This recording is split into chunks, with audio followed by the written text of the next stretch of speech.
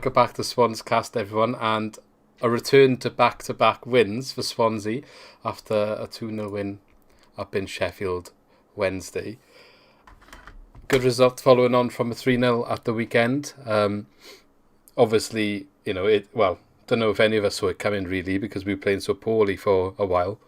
That sort of stretch of poor displays ended in a run of 4 straight defeats. Something seems to have happened, a little bit of a change of formation, even though it didn't work the first time. A couple of tweaks in the personnel, and all of a sudden we seem to have our confidence back and able to play football again. So what do you make of the match then, boys? Go on, Scott, you go first. Cheers, mate. Thanks for that. Welcome back, Swansea City FC, to the race to the second place. We are getting that second place, boys. I'm not even lying. My prediction is going to be spot on, and I don't care who says anything, but yeah, we've got this. We've got it. I forgot what you predicted, to be honest. What did I say? So I got obviously Norwich top, then Swansea, then Watford, then Brentford, Barnsley, Bournemouth, I believe. That's a big call. It's a big call, but you know good. what? Yeah. Bets on. So you're Getting highly it. confident that we're going to make up the 7 points that we're behind Watford? Yeah, Watford are going to drop points in the next 2 games.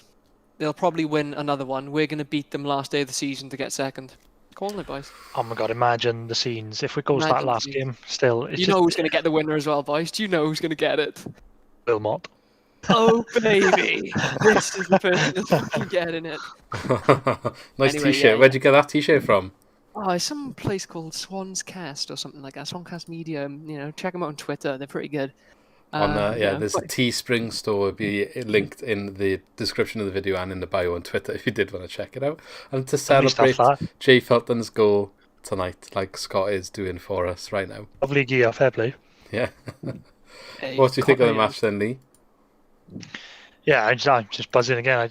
It was a little bit different to the weekend because it was just so controlled. Like, I haven't seen us play like that for ages, where we just pass teams into submission.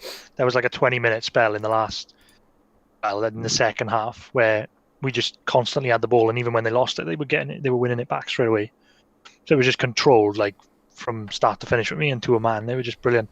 And I just didn't think that just one or two little tweaks in that formation would bring such good performances. Just how much has changed in 2 games. Yeah. Crazy. But very, very good performance, very, very good win. 2 goals to none. That's 5 on the bounce now. 5 goals that we've scored without conceding. So kind of back to what we were doing. But at the same time, I feel like these 2 games we look a lot more threatening than we did even when we were on like a good run and shutting teams out. We were nicking a 1-0 or 2-0 or 2-1. We do seem to be like, I think anyway, the way that we're playing looks like we're creating more. We didn't necessarily have an awful lot of shots and like loads of chances, but I felt like what we did create, we definitely were good for a win. You could argue we should have scored 3 because Andre Ayew 1-on-1 with the keeper, which we'll touch on that later, and you can also argue we should have had a penalty as well. So yeah, I definitely think it was a good merited result for us. Starting at the beginning, what did you want to say before we get there, Lee? I was going to say, it's like it was sort of the beginning of the season. We weren't really creating tons and tons of chances, but it's just picking the moments, isn't it? We just seem to pick the right moments and score when we need to. Yeah, making it look easy. So the team unchanged from the win at Millwall. Liam Callum was pictured in the stadium, but not named on the bench this time. So maybe he'll be back for the weekend. It looks like he's in and around the squad again, and we know he's back in training. So that could be more options then from the bench, and timely really, because as well as Routledge has done since coming in, I don't think he can start every game to the end of the season, or at least offer what he's been offering. I thought he was okay tonight. He wasn't probably as good as what he was the other day, but he did a job. They interlinked quite well up front and rotated and made some good runs and some link-up play. I think he was quite decent. First goal then was Andre Ayew closing down one of the centre-backs. I want to say it was Tom Lees, but I'm not 100% sure. I think it was Tom Lees. Kind of like shoulder barges him off the ball. The centre-back goes down way too easy. as, for a centre back who's like over 6 foot, you need to stand your ground a little bit more there when you're the last man to the keeper. I know some refs, you could argue, might have blown up there, but probably correct not to do so. Andre Ayew's then in on goal, and Simple passes it across the keeper to Jamal Lowe, who good finish, to be honest, straight into the net. Good goal, wasn't it? Really, good team goal. I did say before the match that Jamal Lowe's going to run havoc, and he's got his confidence back. He does look like now. He's not the same Jamal Lowe from a couple of games ago. Lee, I got some bad news for you. What? Because I know we did our predictions in our last video, but nobody else did predictions. No. I'm getting my points. I said Lowe to score. I'm having my points. You said Falcon to score as well. Oh, no, I said 3-1, and I said Ayew, Lowe, and Fulton. So, thanks very much. Well, we'll have to take that to the jury. I think void it. This is robbery. This is. But yeah, what did you make of the goal? Yeah, it was a good, cracking finish. Amazing what Lowe with confidence can do. It's ridiculous. Is that what he does now? He just scores 7 games in a row. He scored to the end of the season. So he's going to score every game now at the end of the season. And then start next season off awful. I think Ayew struggled to pass that ball. I think he really wanted to let it go, didn't he? But then he did slide him in the end. Yeah, but good play. I think it was we were deserved of the lead. We were saying on a stroke of half time, we could really do it again a second. I think we were in control in a way that we probably could have merited getting a second. But it didn't happen. There was one big chance, though, for Sheffield Wednesday in the first half. I can't remember exactly who had the shot, but I think it was a late back, wasn't it, in the box, to the edge of the box, and somebody takes a shot, and Woodman makes quite an outstanding, really, one-handed save to tip it around the left-hand post, because that was definitely going into the goal. Strong hand, could have easily still touched it and gone in, but he kept his hand strong and tipped it away. Probably the only notable sort of save that he's had to make. Obviously claimed a couple of corners, a couple of crosses, stuff like that, a couple of punches away, but in terms of saving shots, I think that's the only notable one I can think of. Yeah, I think so. Yeah, they didn't really offer one on target, didn't they? Yeah, they didn't offer much today. In all fairness, well, I don't know how they won 5-0 against Cardiff. I don't know. We were saying in the game that I have no idea how they scored 5 against Cardiff. But we looked at the stats for their last game when they lost as well to QPR quite heavily, didn't they? Was it 4-1? 4-1. And they created a lot of chances in that game. They really didn't do much tonight. Yeah, that comes back to the way we were playing, though. Like I said, just suffocating teams by having so much of the ball. Well, you say that, but I got the stats in front of me here on SofaScore, because we always use SofaScore to look at the stats after the match if anyone wants to follow along with us. 6 shots each team. They had 1 on target, we had 3. In terms of big chances, though, they had no big chances. We had 3 big chances. The one big chance missed, I would assume, is Andre Ayew's 1-on-1 with the keeper. But it's saying the possession is 50-50, which is surprising. It felt like we had more from they watching. Didn't do anything with it. Yeah. I think quite often we were allowing them to pass it in their own half and pressuring them, and they had nowhere to go, really. I don't think they're a team that can necessarily play sort of football under pressure. And you could see that with the sub they brought on, Callum Patterson, to try and give them that option, I guess, to kick it long and keep the ball and make problems that way, which, to be honest, if they'd done their own work, that probably would have been the best option for them from the start against us.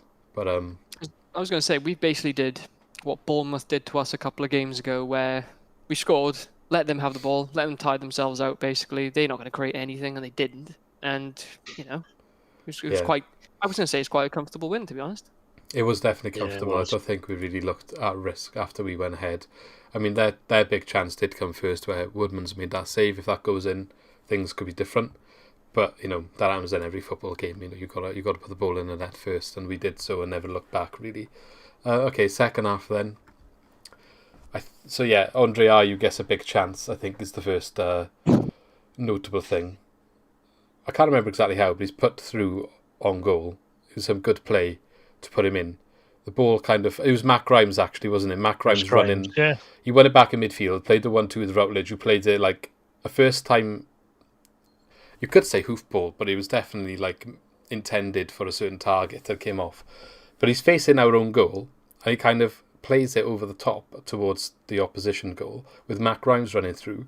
Who's not exactly the tallest player on the pitch, but he manages to out-jump the centre-back and play Andre Ayew in on basically 1v1 on the keeper, although the centre-back at this time is in between them. So he does a nifty little sort of flick over the centre-back's standing leg, who's kind of tried to block a shot, gives himself a little space, but he lets it bounce, then hits the shot. But that extra sort of bounce allows the goalkeeper to close him down, and by the time he's actually shot, there's nowhere for him to shoot without hitting the keeper, and it goes out for a corner. You kind of wish he hit it first time without letting it bounce, and you would probably say that's a goal. Literally did all the hard bit.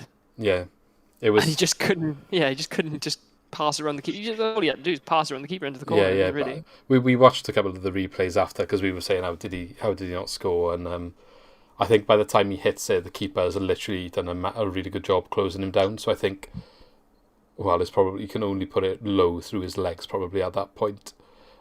Just takes a second too long, doesn't he? He needs to close the space down. Like I think Trundle was saying in commentary, maybe like just toe poker or something, like prod it in before it bounces while the keeper's that little bit further back, put it into the like far corner or something. But I say unlucky, but yeah, it was just frustrating because that would have been a nice goal. Some sort of neat little play there. Kyle Norton then on the edge of the penalty area seemed to be brought down by one of the defenders. He's kind of running not really towards the goal, but away from goal, out to the box, but currently in the box, and the defender who's kind of coming in from behind him, tracking his run, comes in from the side, and from the replay it looks like he goes through Norton from the left and gets the ball after he goes through the leg.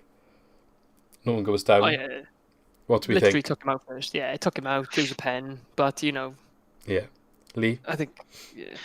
Yeah, pen for me. I looked at the replay and I don't think he touches the ball. I think he sort of comes through. I think Norton touches the ball when he kicks him.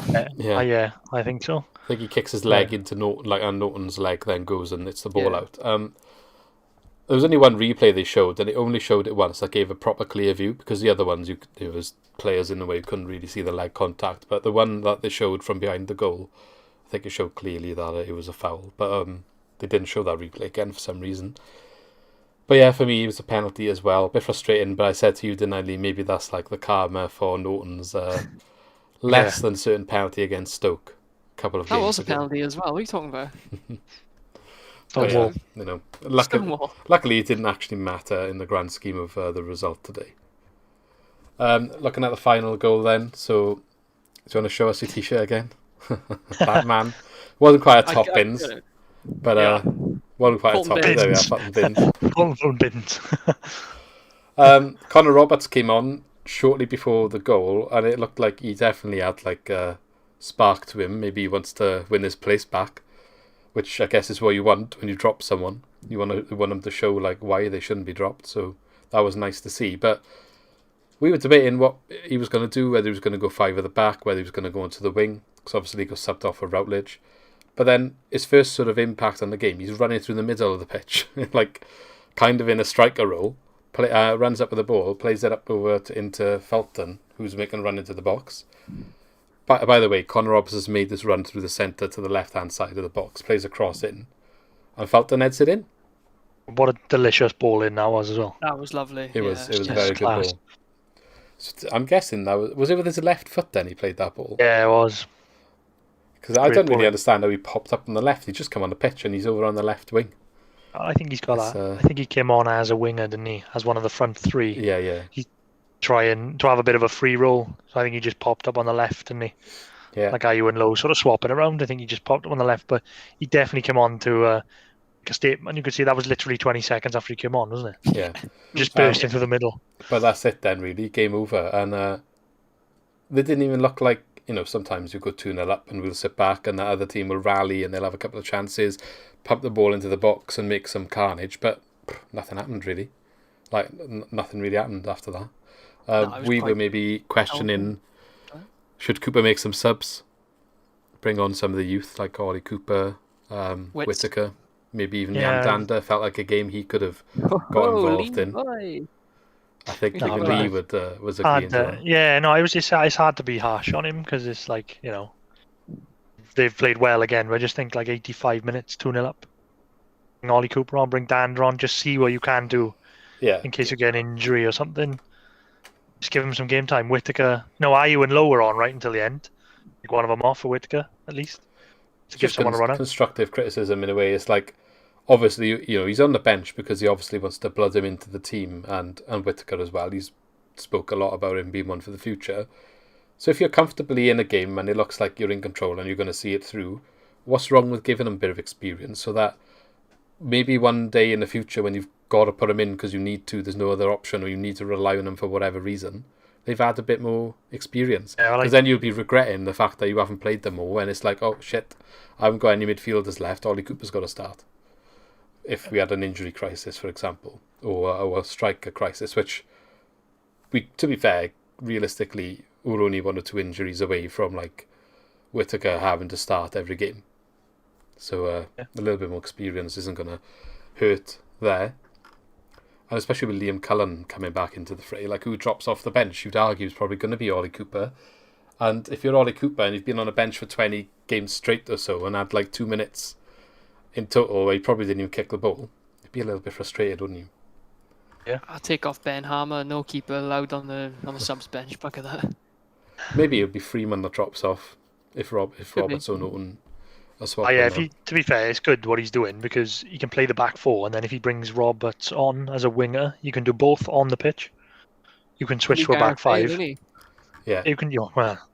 I got to be honest. I think if you're playing a back four, I don't think you can play him as a right back. I think. I think. Is that the conversation he had with him? He said he had a chat with him. Is it, look, if we're going with a back four, you're a winger and you've got to compete with the front three. Yeah, maybe. I think I agree with you. I think, especially we've had a good defence, but largely been because we've had like a defensive structure in a way. There's 3 centre backs. The wing backs obviously drop back, and most of the time we've played 3 centre midfielders. So we're kind of, there is more bodies there to drop back, and we've had the commitment to run back and make the blocks and stuff through the season. That commitment is there. But when you go to a 4, you kind of, you're losing a body, for example. So if you've got Connor Roberts bombing it up as well, you're kind of leaving them a bit exposed. So I just think Kyle Norton adds a bit more balance to the right back role. Yeah, I think as well. We said maybe when he goes to the back 4, especially after the Preston game on the Monday, because he did do the back 4, and we were awful. And maybe he just needs to tweak 1 or 2 things, and one of the things was to drop Connor Roberts. Yeah. I was going to say Conor Gallagher then. Connor Roberts, and then bring Routledge into the middle, and those 2 changes have just changed everything. Played so much better. I think as well, Kyle Norton was class on the ball, as well as his defensive thing. He's so good on the ball. Just the little passes he plays into midfield, yeah. I think he's good there. So I think you can't drop him, unless obviously he can't play like 3 games in a week because of his age. But yeah, I like that Connor Roberts is sort of pushed on a bit. It's that, Potter played Kyle Norton in centre midfield before because he has got qualities on the ball.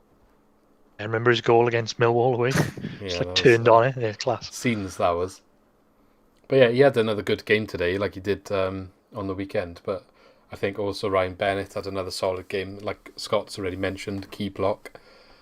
I kind of feel like Geehy was good today. I think in a back 5, he kind of is the highlight of the centre back sometimes. He's just kind of like one of the defenders in a back 4. He didn't have a bad game at all, but he's not like the same standout.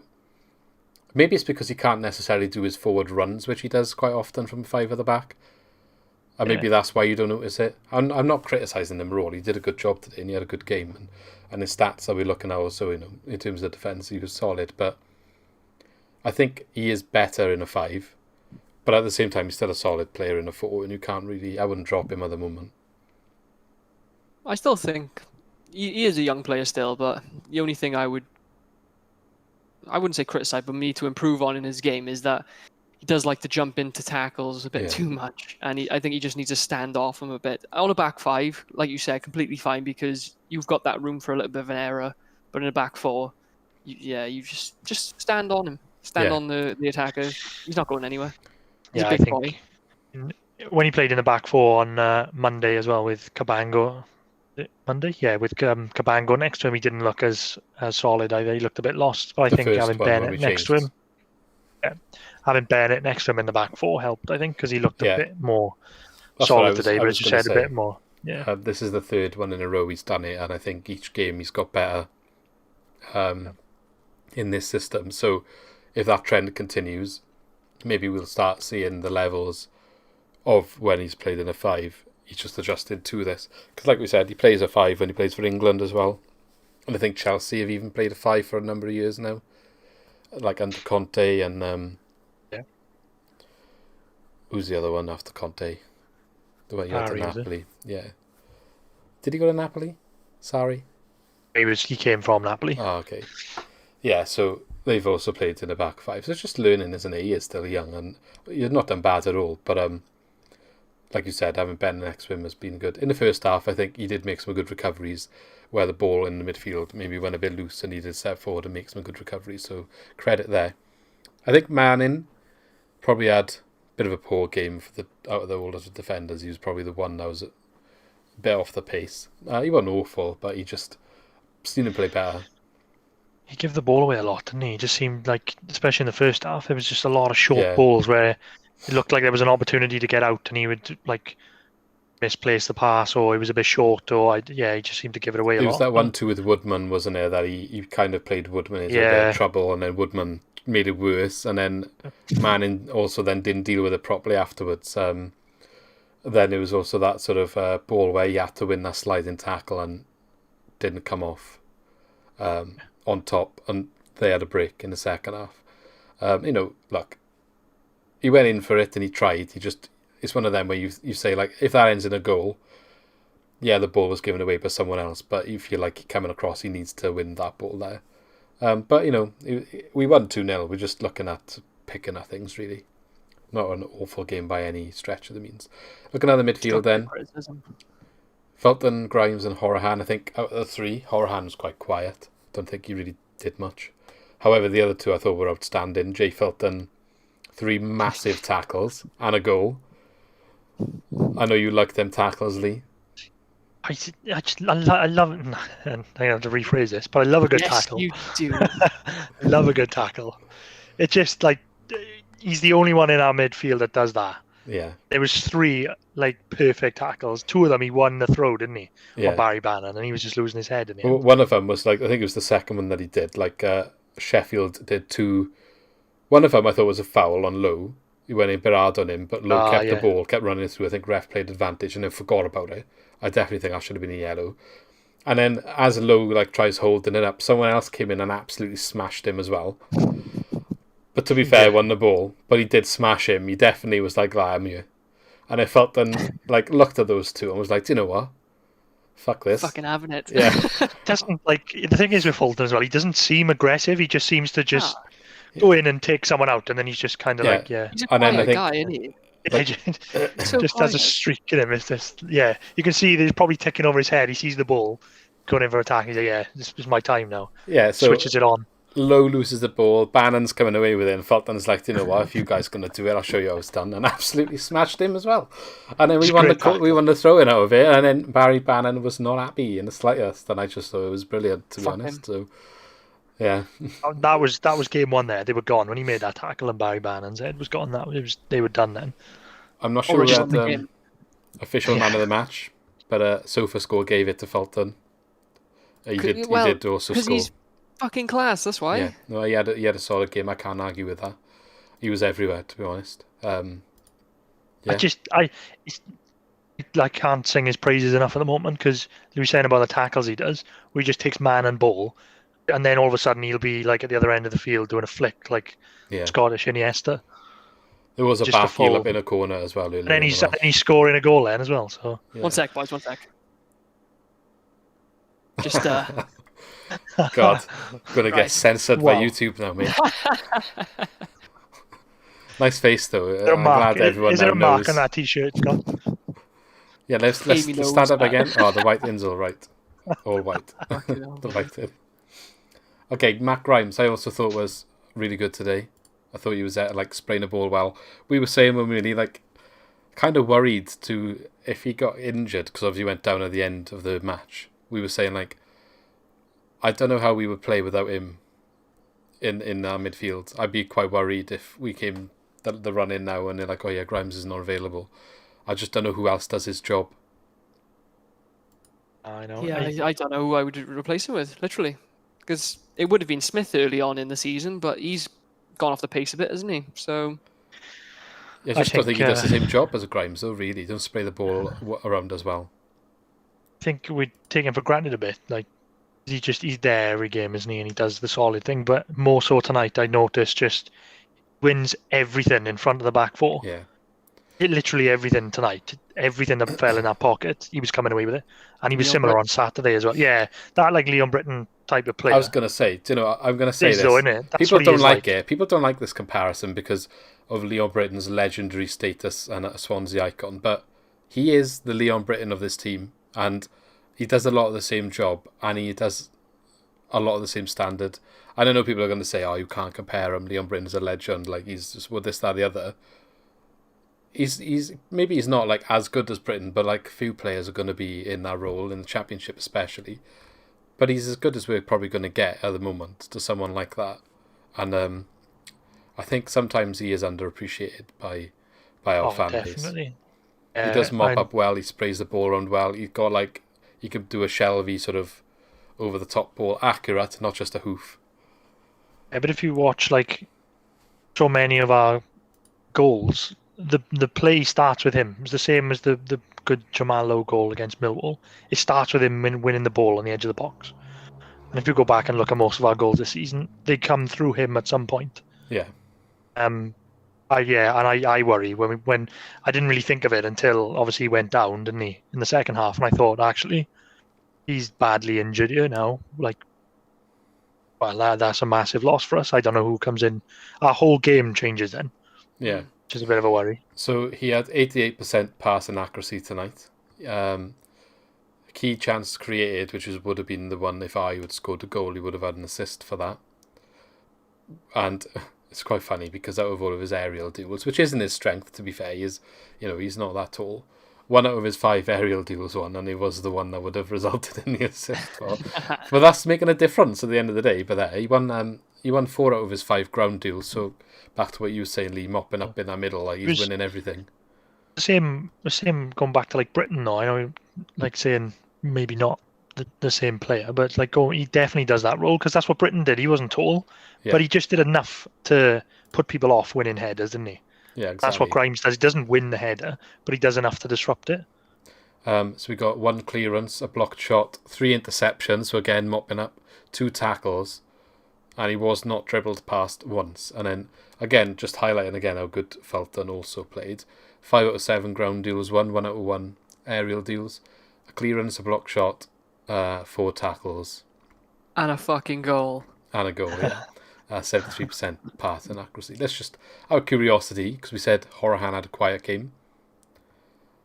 Yeah, he had a quiet game. I mean, he had 86% pass and accuracy, but then ground duels won 0 out of 2, aerial duels won 0 out of 0. 2 clearances, no block shots, no interceptions, no tackles.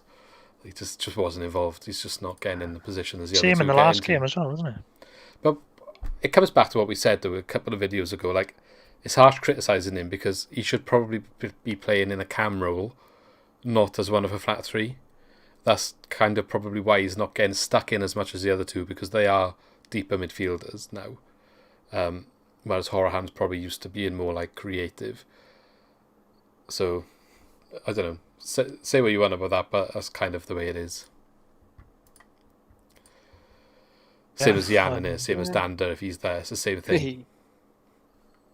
Yeah, it's weird. You don't see him popping up though, in Luton when he comes in late and he scores that goal and he was scoring a few goals. I know it's a different system, but essentially still it's 3 in the midfield, isn't it? But yeah, I think you're right though. I think that flat 3 suits maybe Smith and Fulton and Grimes, but yeah.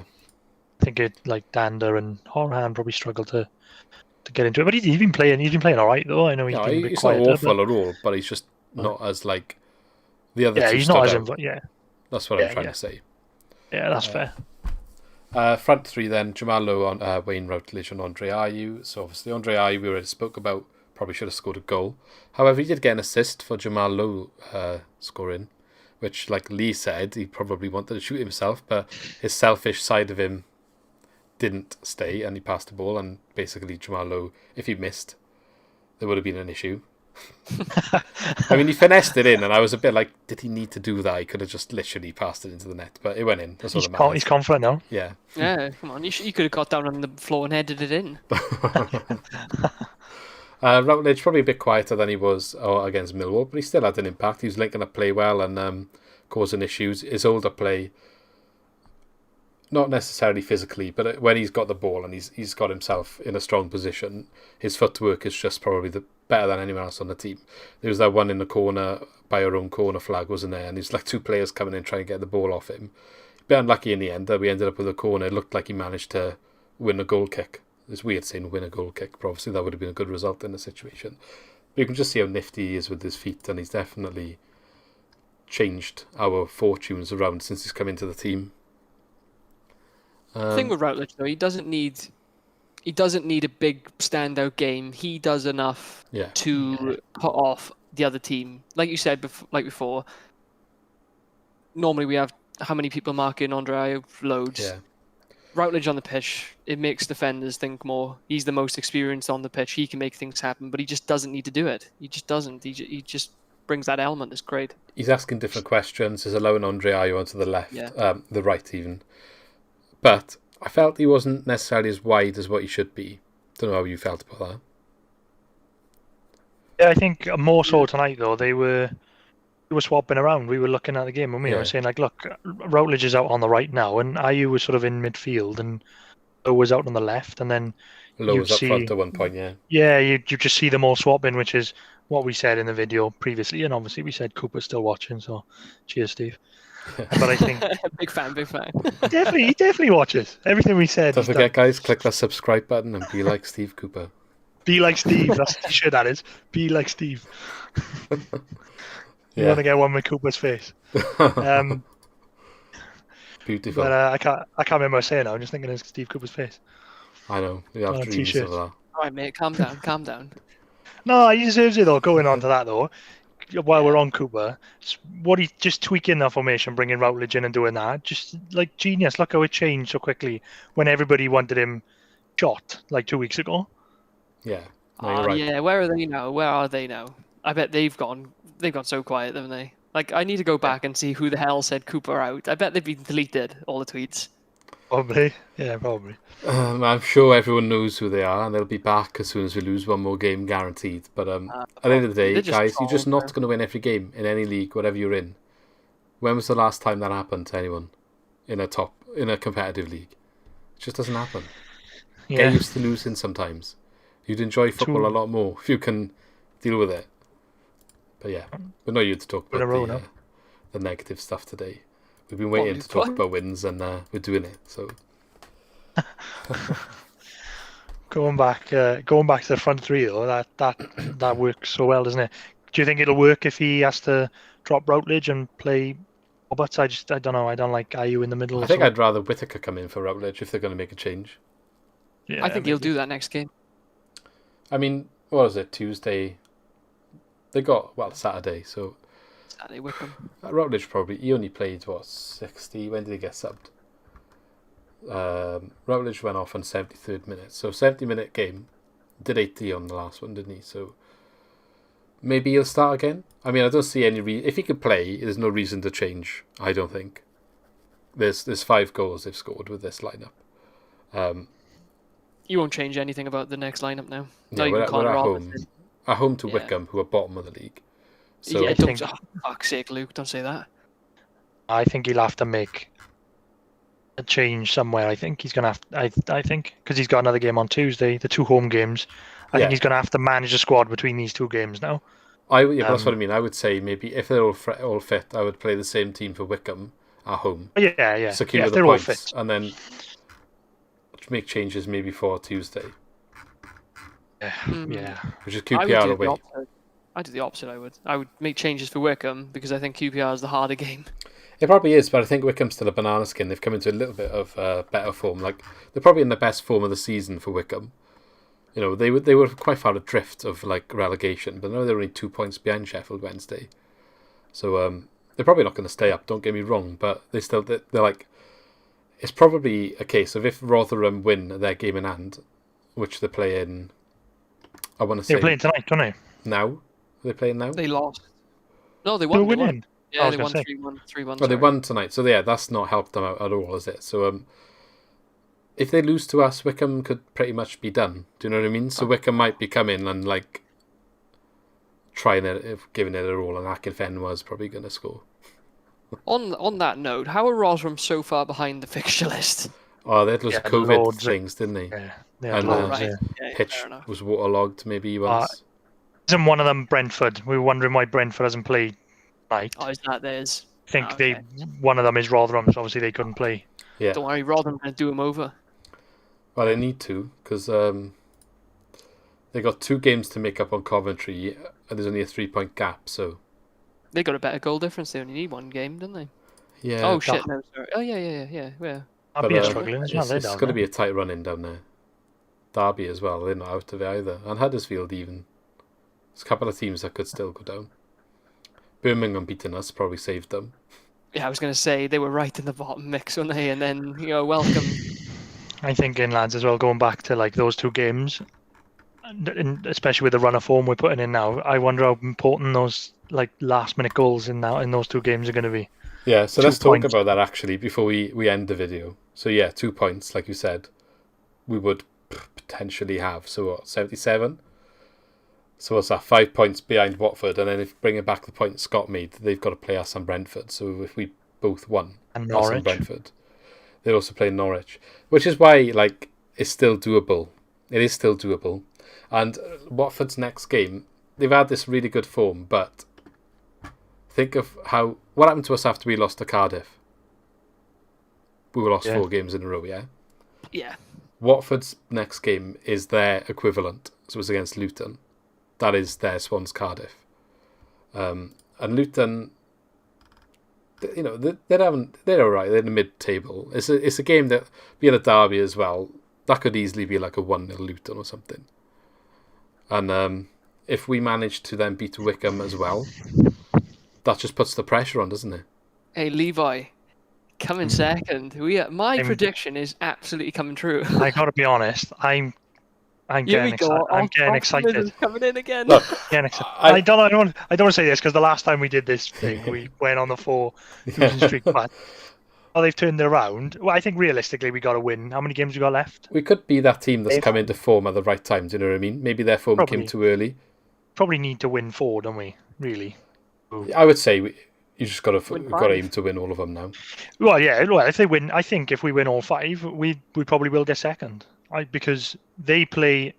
How many they've unbeaten in 7, and they Yeah. 7 If you or 8 get them games. 90 points and you don't finish second, then that's just disgusting. They can they realistically go 12 unbeaten now? On 7, can they go? It's hard. When is their dip in form coming? Norwich are pushing for 100 points as well, which would be like a record or something. Or haven't been done for a long time. I think if they lose to Norwich, then they'll go on to lose to Millwall. I'm just feeling it. And Brentford is just going to be one of those. I think Millwall is the one that's probably like, Luton is a banana skin of being a derby. Norwich is like top of the league and clearly heads and shoulders above the rest of the league, even though we beat them. And then Brentford and us, we could be making it interesting because we could still technically beat them, depending on what happens before. If they beat Luton and then they beat Norwich and then they beat Millwall, then it doesn't matter. Like the last 2 games don't matter. So we still are relying on them dropping points. But what I'm saying is like we got to put the pressure on still. Just written because we got them last game of the season. It's just, Yeah, I just feel like it has to mean something that last game of the season. I just want it to be interesting that like something could happen. Even if we got to win like 4-0 or something to get promoted, just for the goal difference. Well, their goal difference is gone. What is it win now? 2-0 and Brentford sneak in instead. Oh god, No, don't even. no. We'll just take a dive and lose. But Although saying that, right? Do you know if Brentford did get second and Watford come to playoffs, I'm quite confident with how we played against them this season.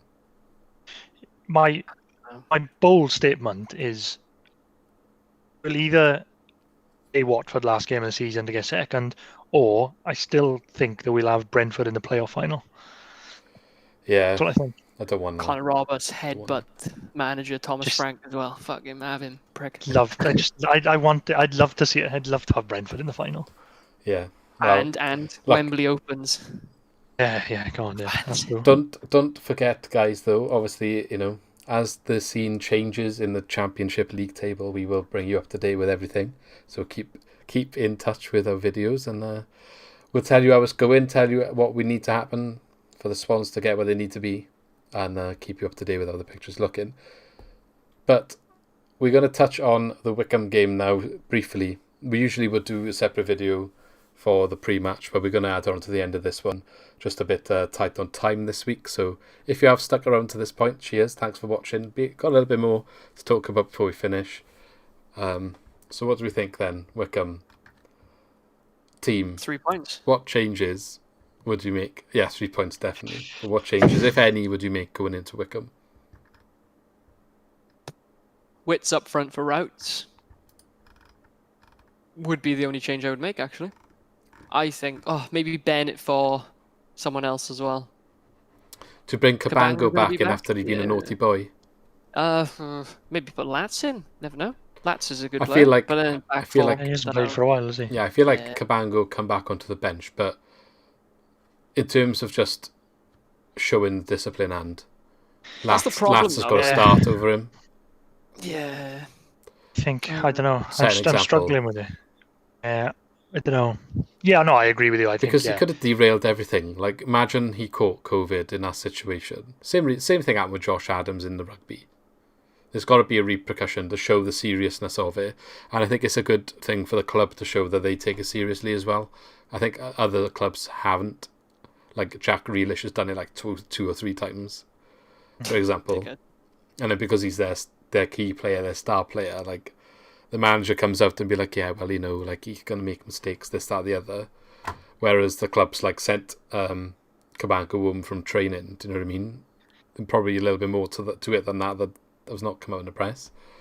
But I think Leicester did it as well, didn't he? Big Brendan. He, like, dropped them all, didn't he? Even if it was Madison. The top players, they had, like, a house party, didn't they? He dropped them all. Him, Harvey Barnes. Yeah, especially when it was a massive game as well, because it was the top 4 game, wasn't it, against West Ham? Dropped them all. I think it's important for, like, not just football though, but like a football club is something that a lot of people in the normal community, in normal life, look up to. Football players, kids, stuff like that.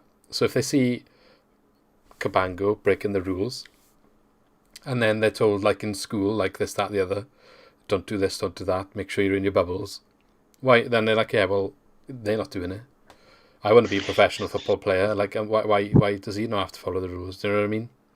Yeah, I think I'm not saying he should have broken the rules or anything, nowhere near that. But I do feel sorry for them in a way, because they, I think most people have bent the rules a little bit, haven't they? Like over the course of the time, but they can't do it, can they, in the public eye? Maybe rightly so, but no, but like it's a party as well. It's not like he's just gone to see his man. I know. No, look, rightly so. There's got to be repercussions for it. I totally agree with it, because it is serious. And then you just think as well about 5-6 games from the end of the season where you got a realistic chance of going to the Premier League.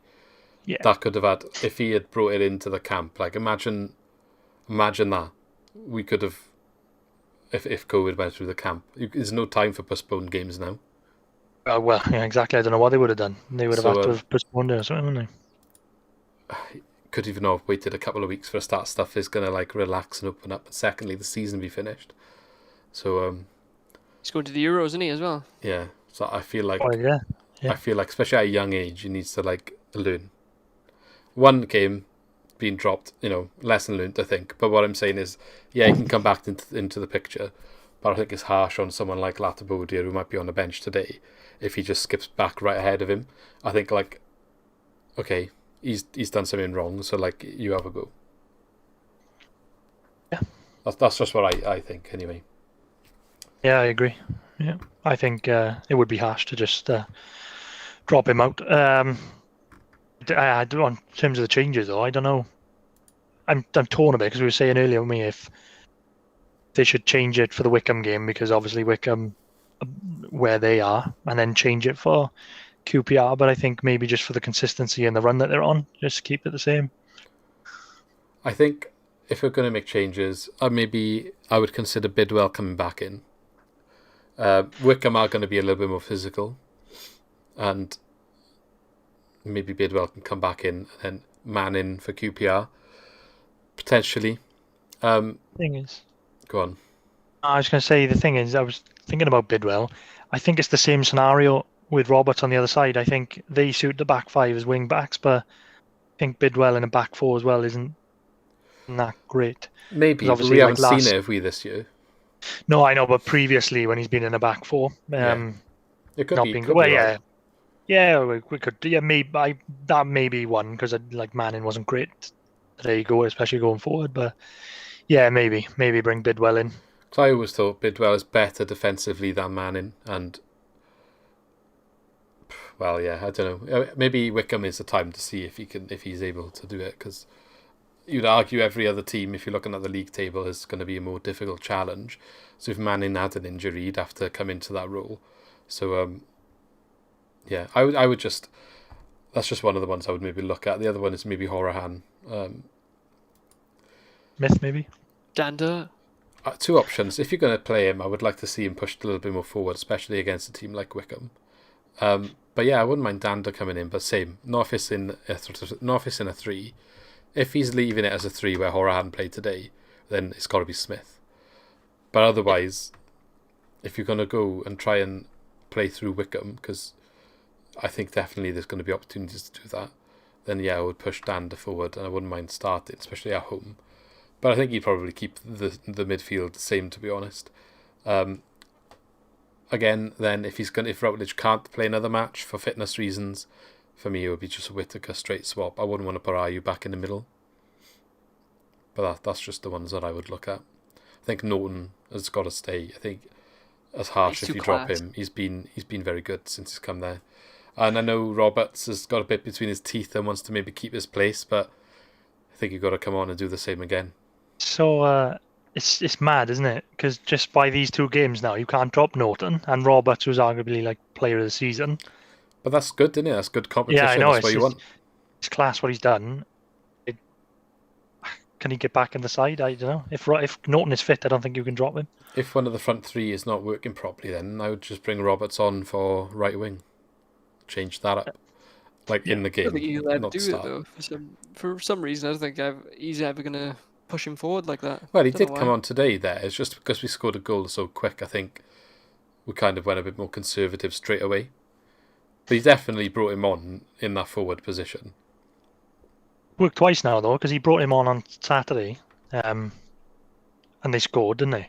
They brought him on as right wing. Yeah, and then they've brought him on today on the wing, and they've scored. Yeah. Oh, I don't know. I think it's just it's another option, isn't it? Yeah. What do you think then? Score predictions? No, I'm not doing predictions because I don't get points for it. Well, I said 2-0 Jamal Lowe and Fulton last game, so I didn't get points easily, so don't worry. Sham. Where's the evidence? We'll do it. I will put the points on. Oh, I'm joking.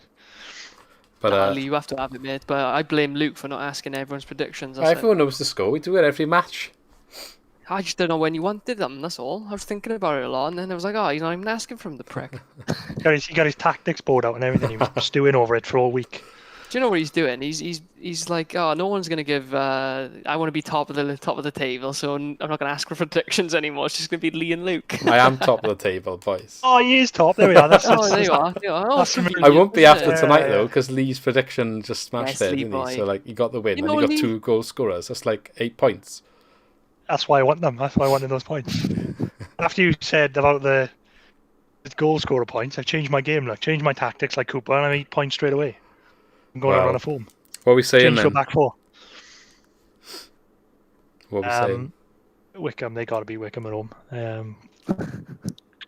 I don't think it's going to be as comfortable though, because I think we'll all be expecting it. So I'm going to say,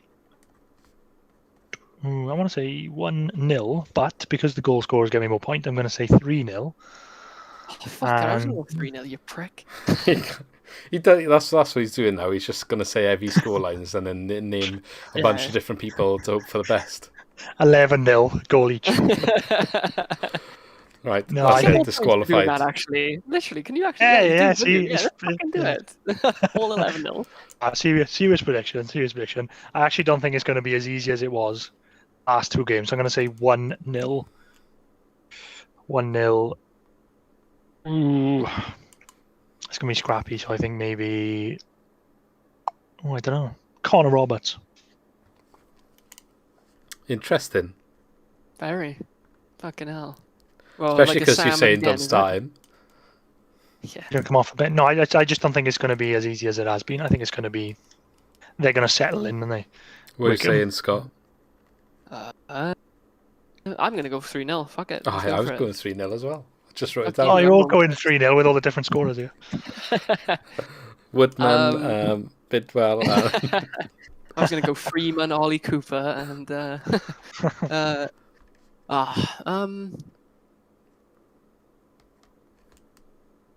Sorry, boys, one sec. All right, I'm definitely going Fulton top bins, and come on. Fucking game on, that is. 2-2 he's going to go for. Low 2. Low 2 and... is he going to say that? Yeah. This is what I wrote down, right? 3-0 Swans, low times 2, are you? All right, okay. Well, say it if you want it. Like, yeah. I just can't believe you're saying the same. Maybe it's a sign. We're going to lose. Sharply. We only win when you go against us, Lee, so come on. Well, except today. Spot on today. Oh well, spot on almost. Who's saying 3-0, 2 low. 1 Fulton. Low Fulton. Do we need to make a new T-shirt that said like no need to be low? Yeah, we do actually. That's such a good. Yeah, we do need to make that, but I really want to be like Steve top. Be like Steve.